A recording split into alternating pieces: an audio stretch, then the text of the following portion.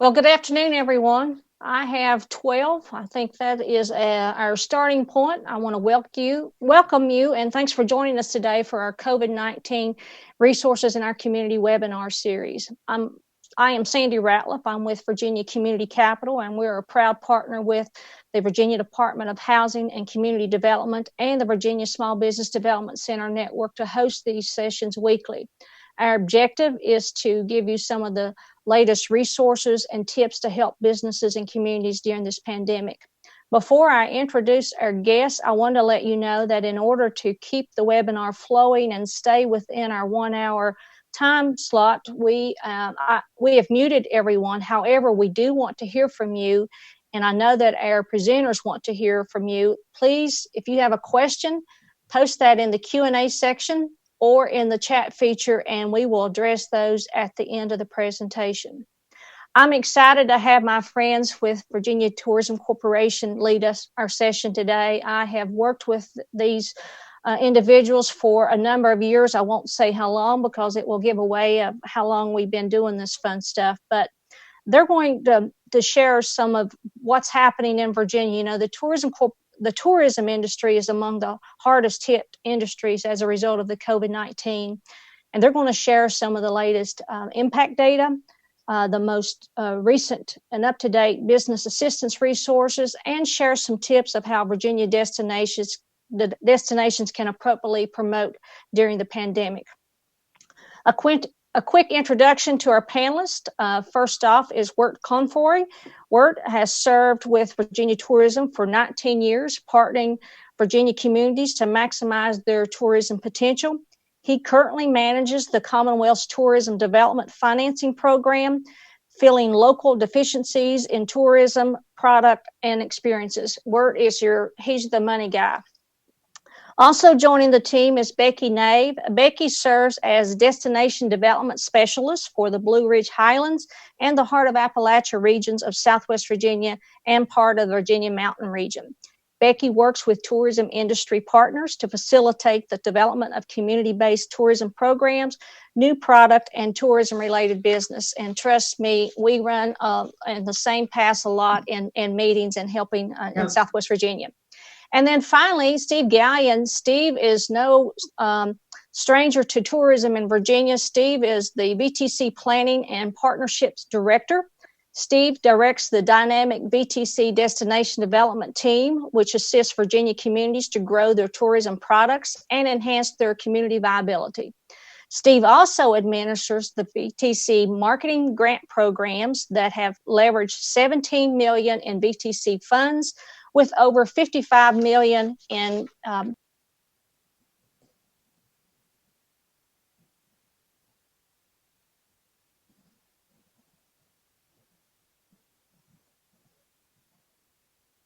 sorry, hit the wrong button.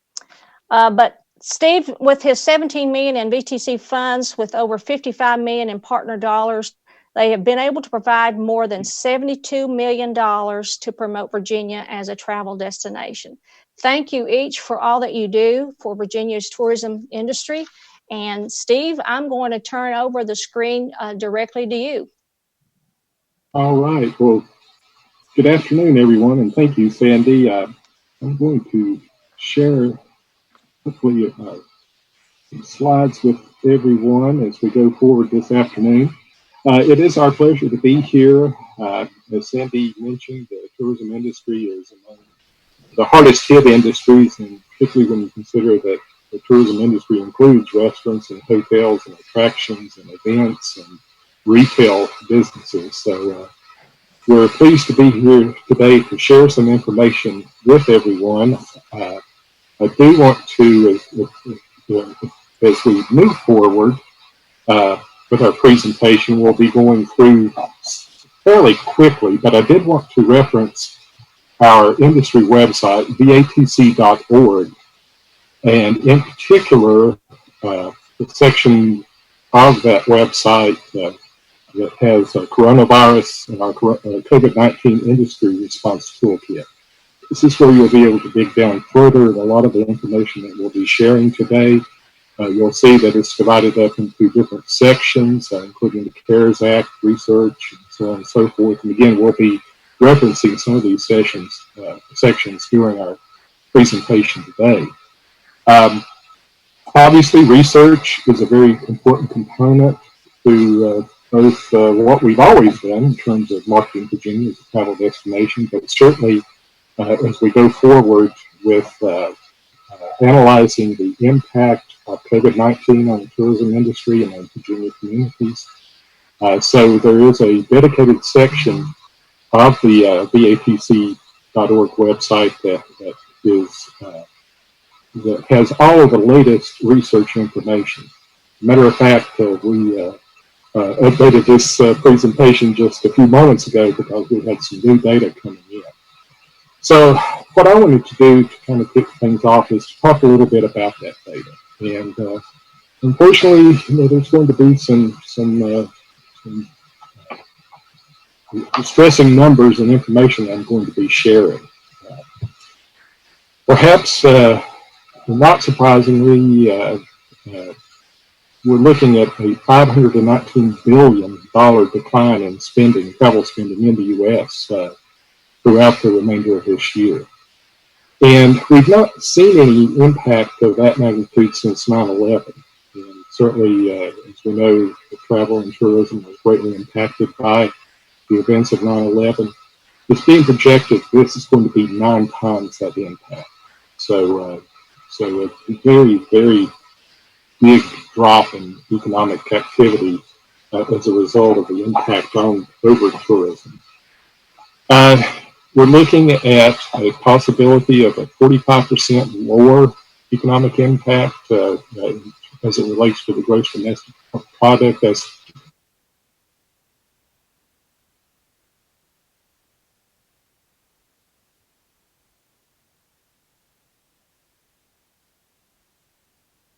for last year. Not only to the tourism industry, travel expenditures again, not surprisingly, have dropped. As a matter of fact, just a little over a month ago, I guess now, close to about 2 months ago, the week of March 7th, we were looking at a $20 billion per week travel spending.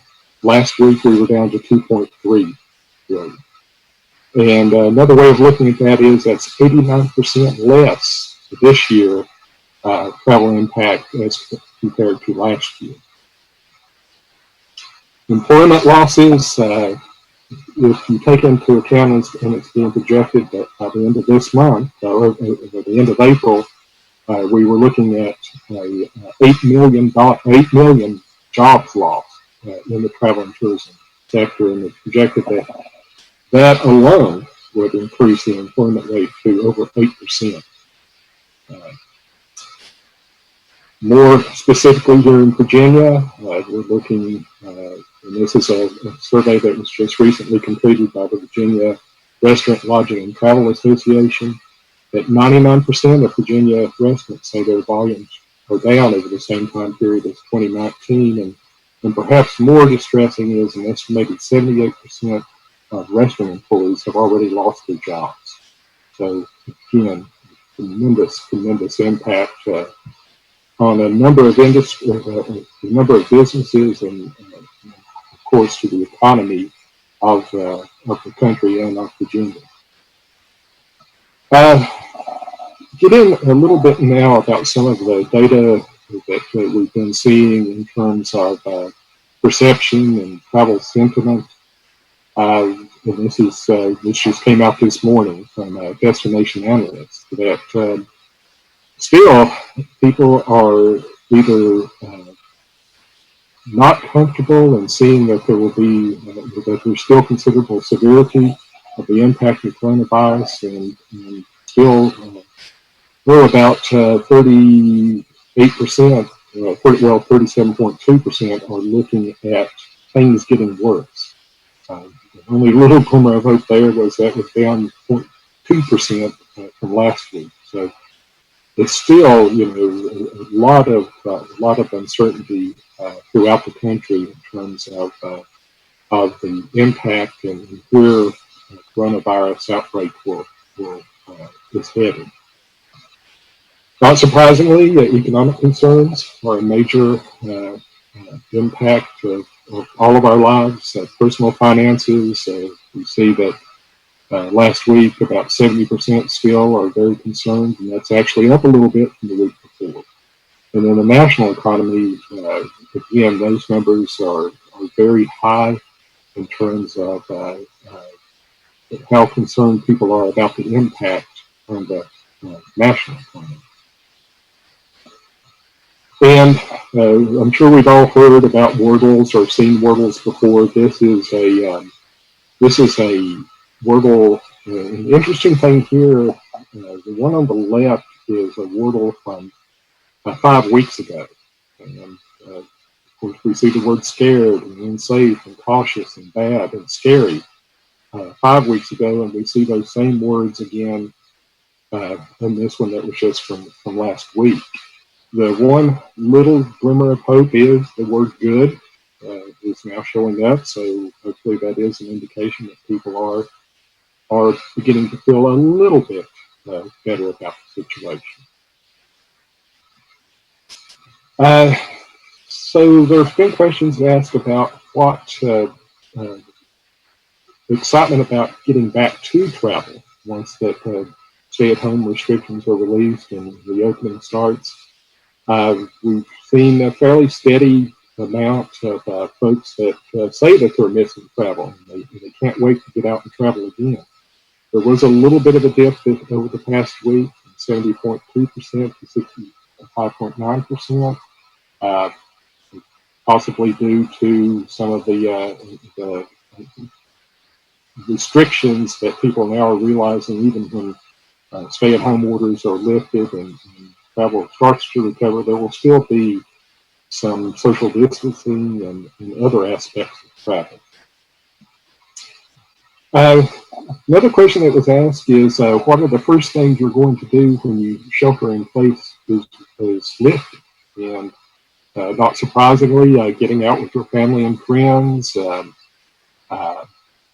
hanging out with your friends, grooming services, haircuts and hair and nail services, shopping, which I think bodes well for retail recovery, and then also in the top 5 is going on a trip.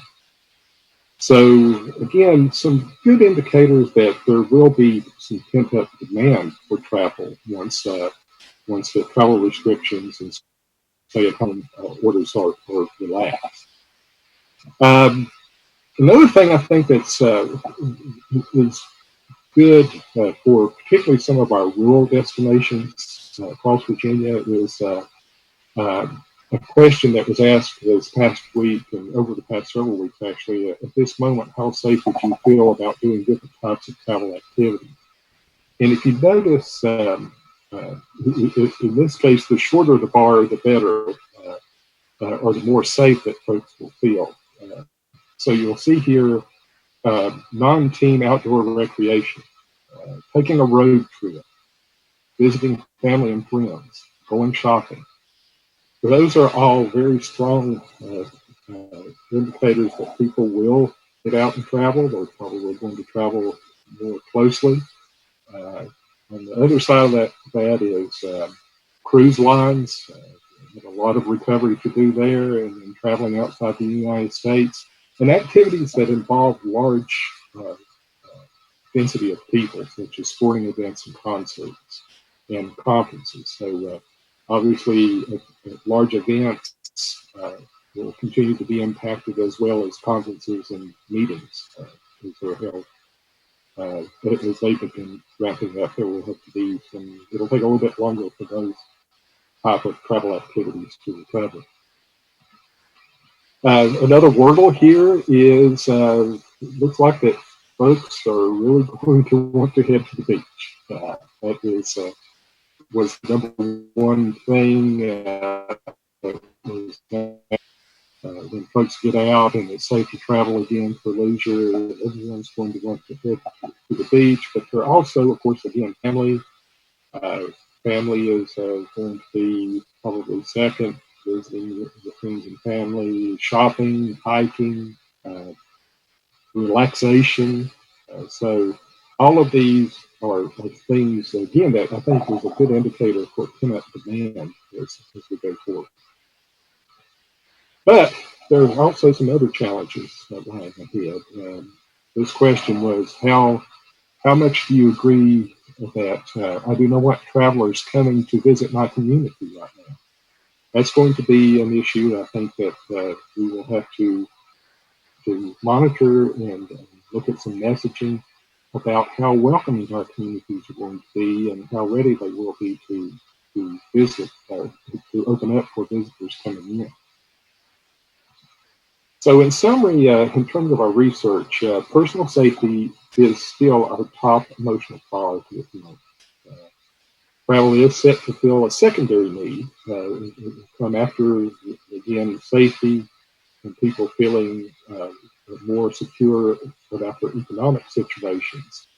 Again, this is something completely different that the travel and tourism industry has ever experienced. It's very abnormal, but it does bode that the improvement of safety perceptions for travel activities may indicate that people are beginning to feel a little bit better about considering travel once that it's safe, stay at home, and other restrictions are relaxed.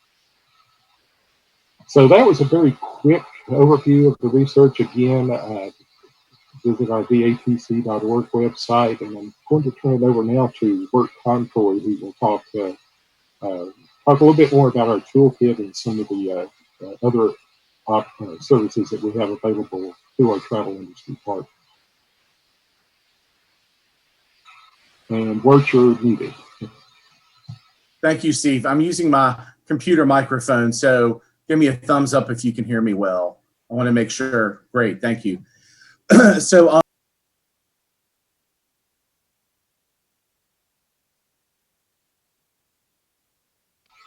Wirt, you're muted again. Sorry. Yeah, I'm going to talk about our toolkit in a specific section focused on businesses and tourism businesses in general.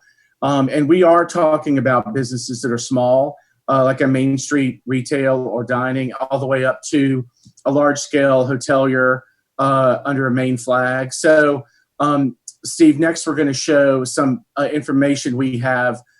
What we wanted to do, I know many of us are sharing some of the same links and then others that are more specialized. So what we tried to do is create a little tab at the top where if you were a Virginia museum, you'd know where to go. If you were a hotelier, you wouldn't have to weed through other links. So we did create these categories so that you could quickly get to what you needed to. Next, we're going to look at an example. We won't look at all of those, but DMOs are destination marketing and management organizations. There's, with the PPP and IDLE and CBDG, there's so many resources. And DMOs come in many forms. Some can be created through a chamber of commerce. Some can be an actual economic development office or combo with a tourism office or separate. So we're working really hard with our partners and continuing to really understand what those resources are for a DMO. And if in the future there will be things, once people can travel again, the world, especially the US, will have a lot of new marketing. And we need to make sure we market to our key markets to make sure they know what's happening. And then also, again, just examples of like lodging and museums and restaurants. So some people will use the same, others different. And then last, a lot of communities have stepped up. I know Richmond City has, and across the state, local governments are creating different programs and relief for their businesses in their community. So we want to share those, and we've been updating them. And so we have a lot of data. I know you all do too. And, we just want to make sure people get what they need as quickly as possible. So next, we're going to look at the case studies section. We are always looking at our competition for tourism in general. And we also have U.S. state partners, like on the West Coast, that we work closely with to share ideas. We're not necessarily in the same market. So we wanted to show this is such a difficult time and something so new for people. So we're kind of updating our case histories to see and share examples of things that we think work well. And Becky's going to talk to you about our campaign and our messaging and what we've done. But we also want to talk about, what people are doing as far as resources. Our additional resource section is something that is for all the tourism offices. We have big partners like the U.S. Travel Association and others that really cover the whole gamut of the tourism industry and all the industries they're in. So we want to share those too, and we update. They have great resources, so we wanted to make sure we share things that maybe didn't fall under one specific category. Now we're going to look at an example of the U.S. Travel Association. They, are, as far as the Virginia and the U.S., they are our kind of U.S. travel office. There's a small one as far as the federal government, but for years, USTA has been our agency. So they are doing the same, sharing resources for people. One in particular, they're really focused on CBDG and how that works. And, all of us in every state, can access hub dollars. We do it differently. We work with DHCD, who does a great job, DHCD. And so we're just partnering with them and making sure that we know exactly what is available and how we can message it. And then also, some of you on the call are, I'm sure, representatives of some of these agencies. We have talked with other businesses in other states and even some other U.S. Tourism offices, and they're amazed at what Virginia's doing. That all these partners have come together and really are waking up on purpose every day, finding every solution and the best way to share it, and to follow up and see who's benefiting. So that's something that I think is unique, and I'm proud of it. And, through that effort, some of you on the call may have been part of this or are part of this. The state has a new resource page for businesses, and we've all worked together to, fine-tune stuff for small businesses, for large businesses, and, just different segments so that you can go exactly where you want, click the type of industry you want, and you'll find the state and federal resources for you. So that's kind of a breakdown of that particular section of the toolkit. A lot of that is, every day, VTC works, our industry partners are our main focus. And visitation is the way we bring in a commerce and help Virginia businesses. So Becky's going to talk about that consumer-facing information that we're sharing and where we're going to go with that. And Becky, before you start, I just want to remind folks that if you have a question, please put those in the Q&A section or in the chat feature, and we will get to those after Becky finishes. Take it away.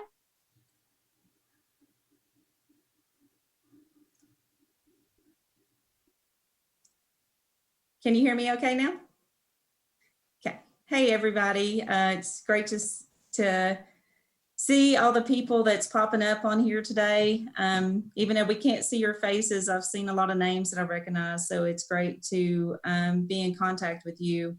As you all know, and you've heard Wirt and Steve talk about, the coronavirus is having a tremendous impact on our industry.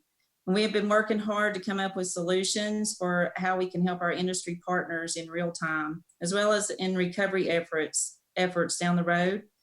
There's certainly a lot of uncharted waters that, we haven't experienced before. So now more than ever, the travel and tourism community must come together to support each other through this most difficult times. You're probably asking the question, what do I do now? The travel industry will be back. We've always been resilient and we'll be back. First, and the most important thing is to focus on the health and safety of our communities. And during this time, plan for a phased approach for re-entering the market. This time provides an opportunity to be having those conversations with stakeholders and prepare for the future. Your marketing plan has certainly changed, and now's a great time to be revising it and preparing for post-COVID. And we have on our website, we have links that can help you with this strategy.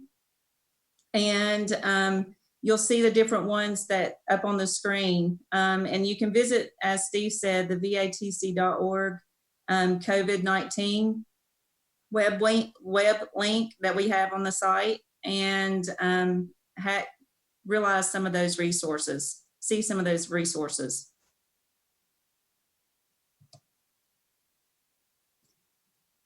So what do I say to my stakeholders? Tourism is an instant revenue generator, and now's the time to be having those conversations with key stakeholders, the partners you need to ensure tourism is supported and funded. So we have links on our website to help you with your case and use the right language. You'll find a link to the Destination International's new lexicon when talking with stakeholders, and also a link to our how-to guide. You'll see here our how-to guide, make the case. And prior to COVID-19, we were getting ready to launch Drive 2.0, which is a strategic blueprint for promotion and tourism development. We felt it would be helpful for partners if we would go ahead and release the how-to guide for making your case to help you identify the best story to convey the value of the tourism to stakeholders. You can see the hub and spoke exercise here. So if you have a hub, which is identifying the best story that showcases the impact tourism has on your community, then move around the outer circles and filling those in with those key stakeholders that, and identifying those that must hear that story. Again, you can find this link on our website. So make sure you download that guide because it can be very helpful to you.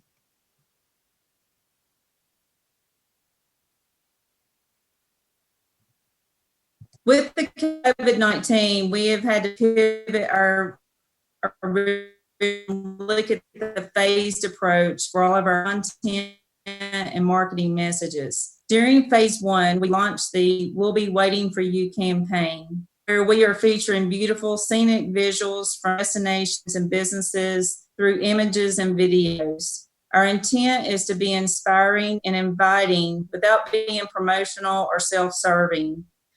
So right now, we feel like we're in phase entry into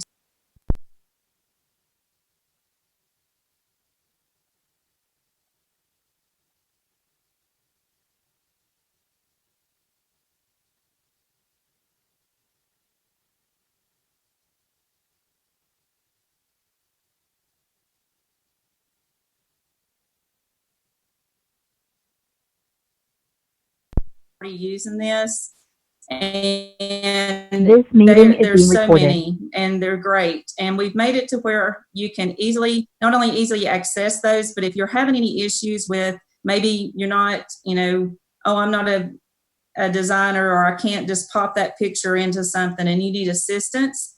We also have that how-to video on there to help you and walk you through those steps.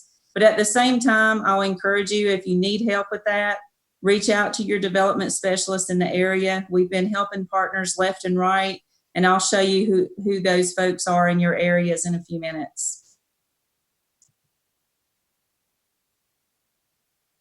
I wanted to add also, next week is National Travel and Tourism Week, and we will be launching videos that go hand in hand with the Spirit of Travel theme. So be on the lookout for those as well. So now we move into phase 3, which is the recovery phase. And when it's safe to resume normal daily life and travel, the hope is to come back with our normal campaign promoting family-friendly vacation experiences.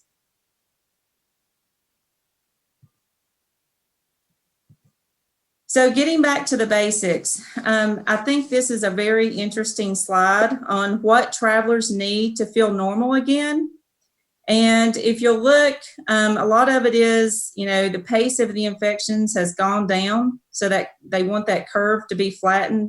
The stay-at-home orders are lifted. When proven treatment is available, maybe when can I get a vaccine? or there's no new cases. But I thought it was interesting that already 5% already feel comfortable. So that I thought that was interesting. And then next, desired common business practices. And so moving forward, what would you want to see to feel comfortable when you're going to these businesses? And so what are some common business practices you would like to see? And so across the board, you can see there's a lot of certified cleaning, disinfecting protocols, health screenings for employees, dealing with the public, passenger health screenings for airports, again, published cleaning and disinfecting protocols. So people want to know what you're doing and how you're doing it. And then if you come on down, making sure that your customer-facing staff are those that are wearing the mask and the gloves, and making sure that you have your staff prepared is also a very important thing. I also say, on getting back to business, the governor announced last week about the creation of the Commonwealth's COVID-19 Business Task Force Group to provide advice and guidance to the cabinet on a safe, responsible strategy for easing these restrictions on businesses and individuals. So the task force consists of representatives from a variety of Virginia industries and backgrounds. So you have restaurants, breweries, wineries, small and large retailers, fitness centers, hair salons, barber shops, spas, museums, entertainment venues, campgrounds. So we anticipate plans will be brought forward, possibly even next week, with the criteria that businesses will follow. So next you have, you'll see a map here of all the destination development specialists in the state. And each of us have our certain areas that we serve. And so we are here to provide guidance to needed services and serve as your direct liaison to VTC. So please reach out to a specialist in your area if you have questions or need assistance, or just have an idea you want to bounce off of us. If there's not a specialist listed in your area, just reach out to the closest one or contact Steve Galyean in our Richmond office. And Sandy, I'll turn it back over to you. Thank you. Thank you, Steve, Wirt, Becky. I do have a couple of questions. One I'm going to take from our Q&A section. This is from Ginger Gates. Being an ATV driven tourism businesses, lodging and food, the timing of this pandemic couldn't have been worse. The pandemic causing trail closure and state-ordered no overnight guests occurred days prior to the beginning of our season. With April and May suppling 60% of our annual income, my fear is that most of us included will not be able to rebound from this pandemic. I know that there is federal funds, the PPP and the EIDL, to assist small businesses have seemed to have gone awry. Does the state of Virginia have any plans to help these businesses? And I will let all of you answer. Yes. Well, as Wirt mentioned, and we'll send that link out as well, the Secretary of Commerce COVID-19 business resource page will have updated programs.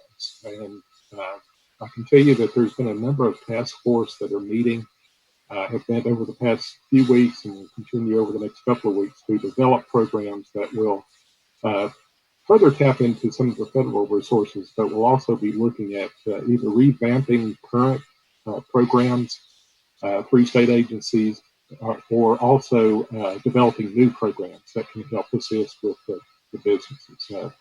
We all know, all of us across all sectors know that there's not a single business that has not been impacted. And so we're all working together, as Wirt said earlier, as a team. I know Virginia Community Capital is certainly a good partner in this, as well as all the other state agencies.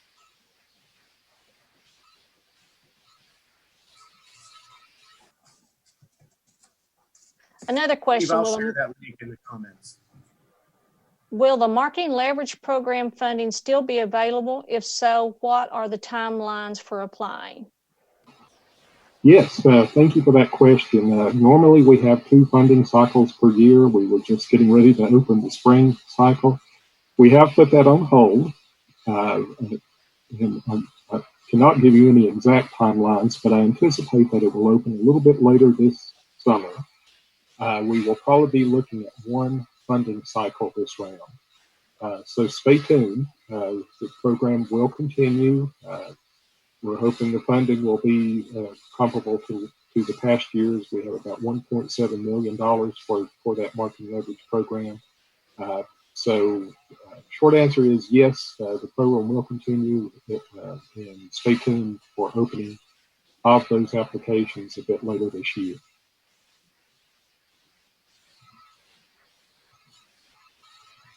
Okay. I have a couple questions. Am I allowed? One of the things I was thinking about, if let's say when we get the all clear and that we're able to reopen, do you have any top tips, maybe the top 2 or 3 tips that you could share with our tourism businesses so that when we get the all clear, how they should proceed going forward? I can say that it'll probably be less about all clear, let's go, and more of a staged process. So it may be that restaurants can open their dining room again with 10 people, but you're not going to have a festival with, a crowd of 300. So I think in tourism, we'll probably look at, campgrounds. You are spaced in campgrounds, so could they open now or soon? So all of those questions are being answered and looked at. And it really will depend on the sector and the kind of experience a visitor would have. Again, it probably won't be a button to say, let's go, but more of a, okay, if you interact with the visiting public this way, here's probably the best way to stay safe, but be open and make as much money as you can.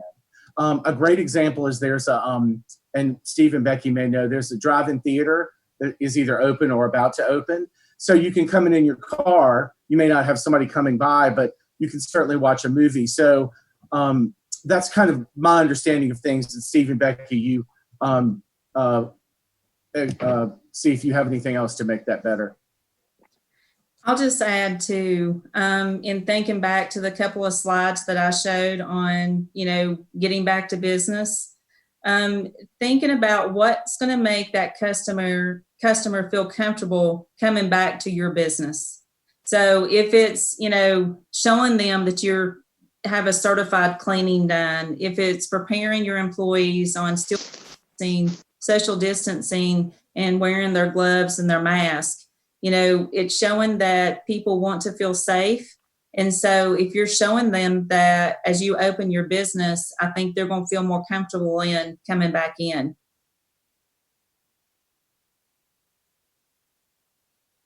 Okay, Steve, you have anything you want to add? You're muted. Yeah, okay. Yeah. I was just going to echo, it's the research, again, that just came out this morning is that travelers are going to want to know what businesses are doing to ensure their safety.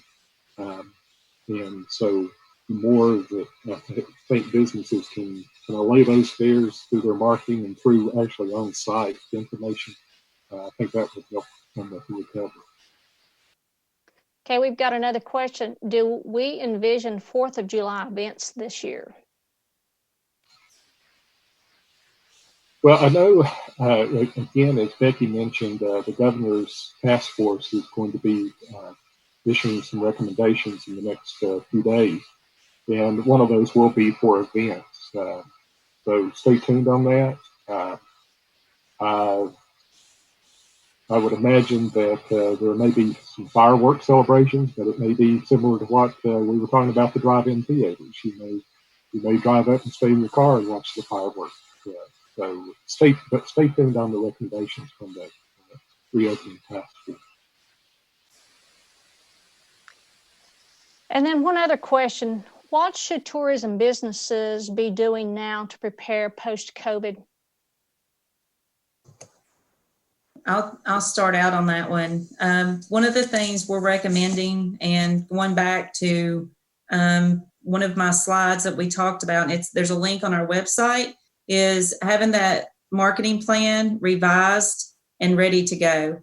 Because your current marketing plan, whatever you have, even us as the state, it's out the window. You know, we paused it and it's not working even for the rest of the year. So work on that marketing plan, have it ready post-COVID. So then you're not sitting there when it is go time going, what do I do? You know, I should have had my plan in place. You got to have that roadmap.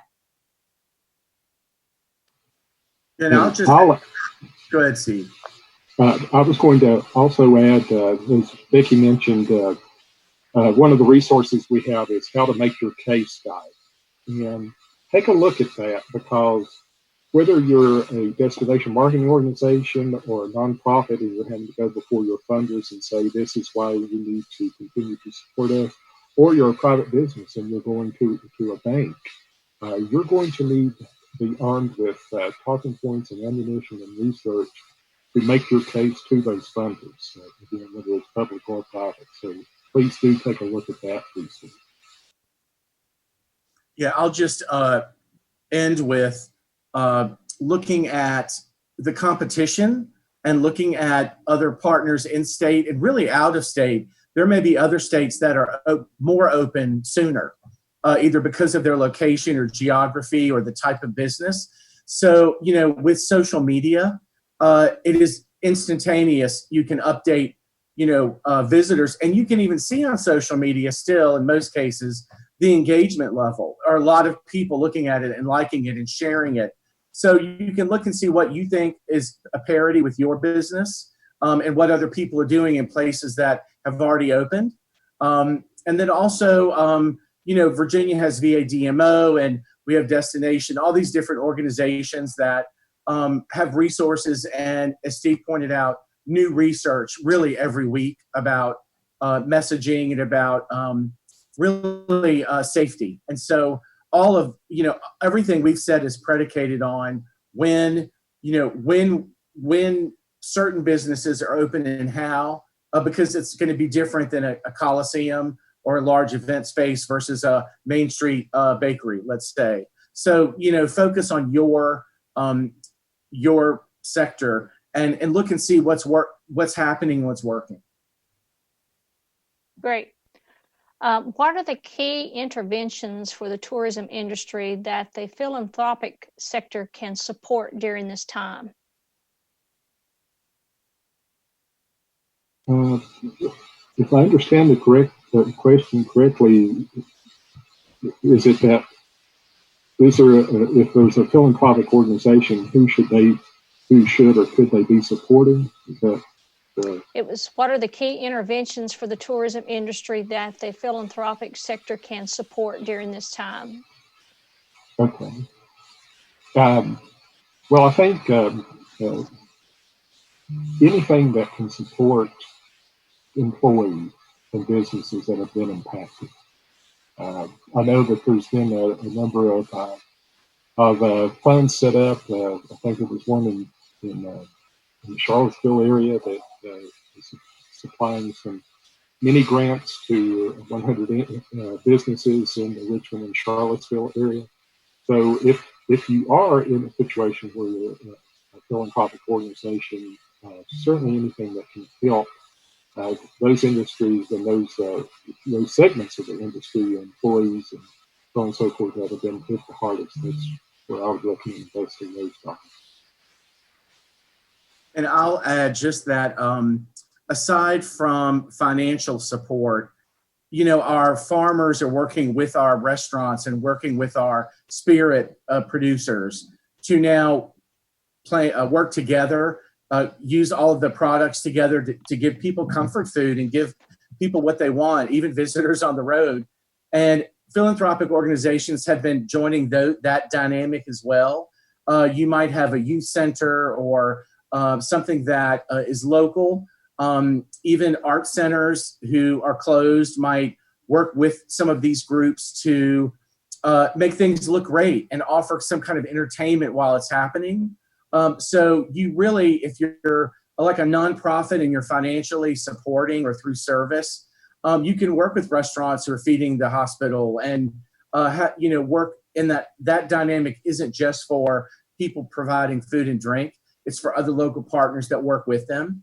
And to Steve's point, there's even new, crowdfunding and other resources that are new to create a fund. And on Facebook, for example, you can say, hey, this week I'm raising money for X organization or this restaurant, and, just on your own. So you can do it singularly or with this other dynamic that's happening.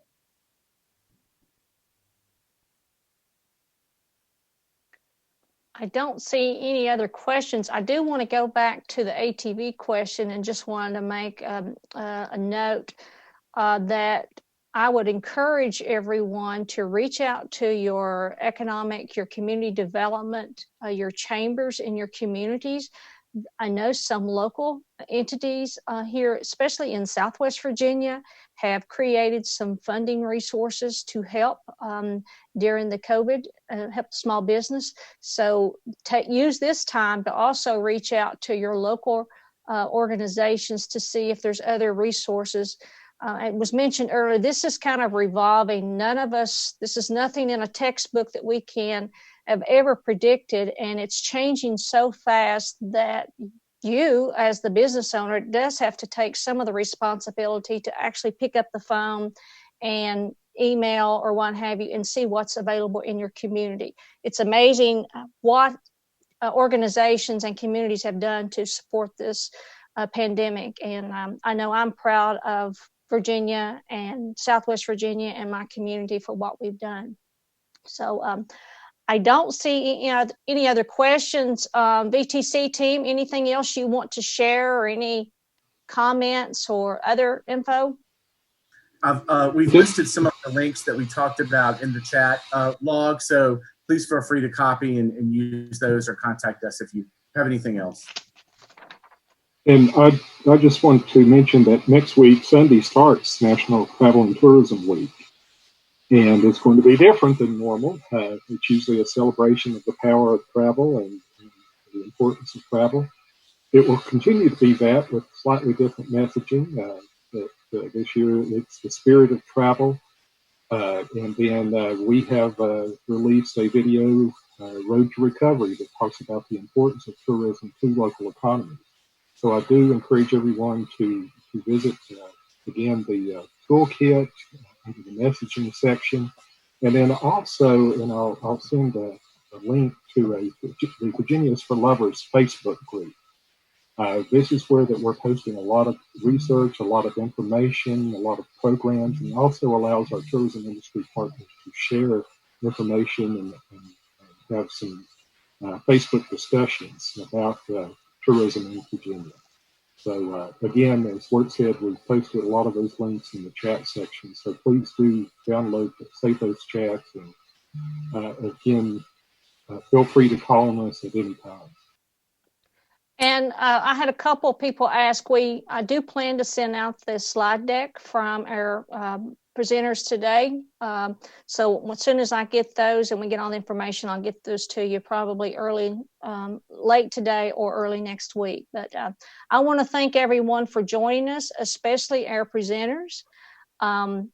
They are gracious enough to come back on Tuesday at 6 p.m. So if you want to rejoin us, or if you have someone in your community that you think that could benefit from the information that you shared, please have them go and participate in this the Tuesday session. You can go to Virginia Community Capital's Facebook page and to our website for Virginia Community Capital. There is a link up there at the top of our screen that says COVID-19 resources, and you'll see a list of webinars, not only for this COVID-19, but there's other webinars that we are hosting to support our industry and our communities going forward.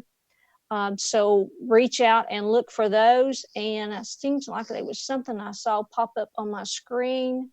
No, that was just saying thank you, but Thanks everybody for coming. I hope you have a great weekend. Hopefully a little rain free, because it seems like that's all we get now in Southwest Virginia.